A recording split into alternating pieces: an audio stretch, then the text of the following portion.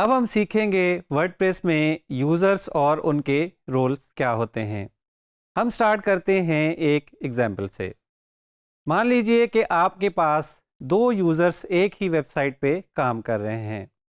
उमर का काम है वर्डप्रेस का वेबसाइट का डिज़ाइन बनाना और अशर का काम है उसमें कंटेंट लिखना।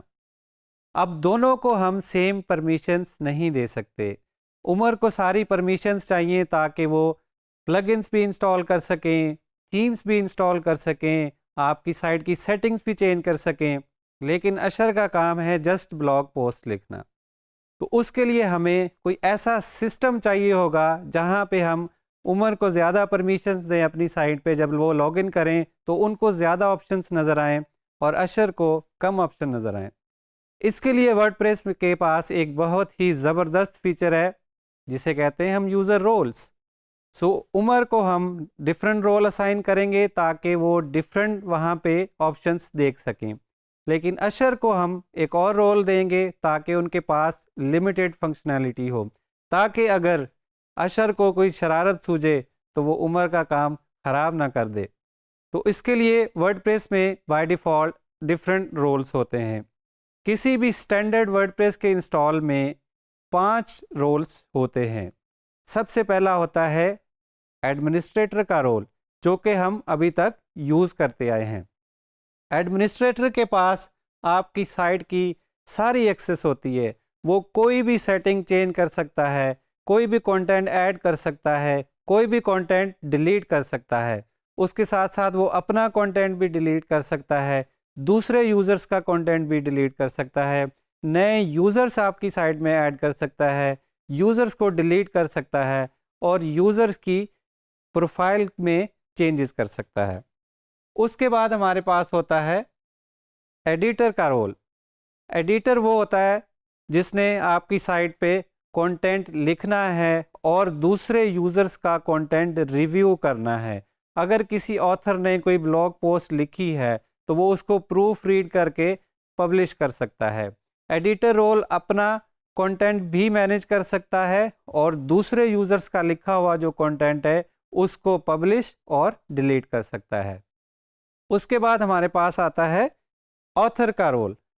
ऑथर के पास क्या परमिशंस होती हैं कि वो अपना कंटेंट लिख सकता है और पब्लिश कर सकता है। अनलाइक एडिटर, वो दूसरे यूज़र्स का कंटेंट ना ही अपडेट कर सकता है और ना ही डिलीट कर सकता है। अगर आपने कोई नया राइटर हायर किया है या कोई आपके साथ फर्स्ट टाइम काम कर रहा है तो आप उसको सिर्फ कंट्रीब्यूटर का रोल देंगे।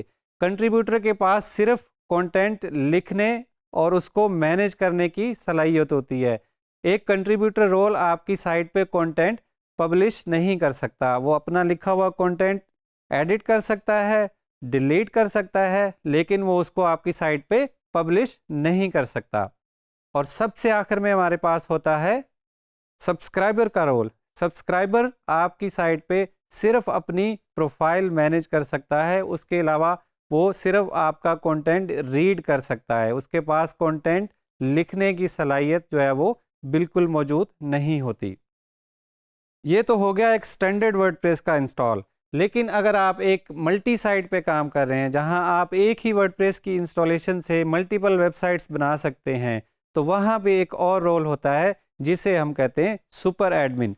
सुपर एडमिन के पास आपकी पूरी मल्टी साइट का नेटवर्क मैनेज करने की सलाहियत होती है।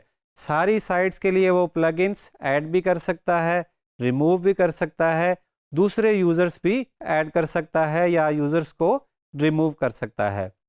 इस लेसन में हम कंप्लीटली जानेंगे कि आप एक यूज़र कैसे ऐड करेंगे और अगर कोई शरारती यूज़र आपको मिल गया है तो उसकी परमिशंस आपने डिमोट कैसे करनी है, उसकी एक्सेस आपने रिस्ट्रिक्ट कैसे करनी है, या उस यूज़र को आपने बिल्कुल ही अपनी साइट से किक आउट कैसे कर देना है। वर्डप्रेस में यूज़र्स ऐड या मैनेज करने के लिए सबसे पहले हम वर्डप्रेस के एडमिन में जाएंगे। टॉप बार से हम डैशबोर्ड को क्लिक करेंगे तो हम वर्डप्रेस के एडमिन में आ जाएंगे। यहाँ से लेफ़्ट मेन्यू में आपने यूज़र्स के मेन्यू का इंतखाब करना है। हमने पहले से कुछ यूज़र्स बना रखे हैं, जिनमें से एक ऑथर है, एक कंट्रीब्यूटर है और एक सब्सक्राइबर है। यूज़र्स कैसे ऐड करते हैं ये हम अभी देखेंगे। हम एक और नया यूज़र ऐड करेंगे। यूज़र ऐड करने के लिए हम ऐड न्यू पे क्लिक करेंगे। यहाँ पे हम यूज़र नेम टाइप करेंगे। हमने एडिटर का यूज़र हमारे पास नहीं है, तो हम एडिटर का यूज़र यहाँ पे बना लेंगे। कोई भी यूज़र बनाने के लिए हमें यूज़र नेम और ईमेल की फील्ड जो है वो रिक्वायर्ड होती है।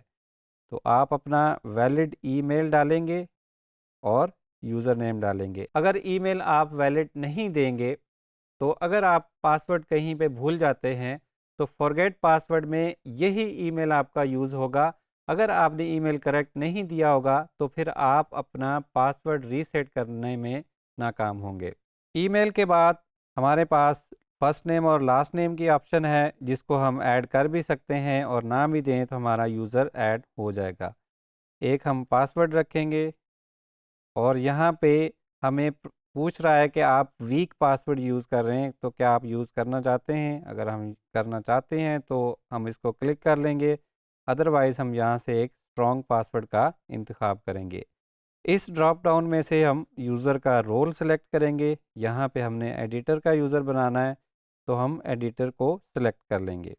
ऐड यूज़र पे क्लिक करेंगे तो हमारा एडिटर का यूज़र ऐड हो गया है और यहाँ पे हमें अब रोल्स में एडिटर भी नज़र आने लग गया है। अब हम एक दूसरे ब्राउज़र में जो एडिटर का यूज़र हमने बनाया है उसके थ्रू लॉगिन करेंगे और देखेंगे कि उसके पास वर्डप्रेस एडमिन कैसा दिखता है। यूज़र नेम हमने लिखा था एडिटर और पासवर्ड उसका जो हमने सेलेक्ट किया था वही हम उसको लेके लॉगिन कर लेंगे। तो यहाँ पे हमें अब बहुत ही लिमिटेड सी ऑप्शंस नज़र आ रही हैं। इस ब्राउज़र में हम एज अ एडमिन लॉगिन हैं, तो यहाँ पे हमें सारे ऑप्शंस नज़र आ रहे हैं। हमारे पास सेटिंग्स भी हैं, हम प्लगइन्स भी ऐड कर सकते हैं, हम थीम्स भी ऐड कर सकते हैं।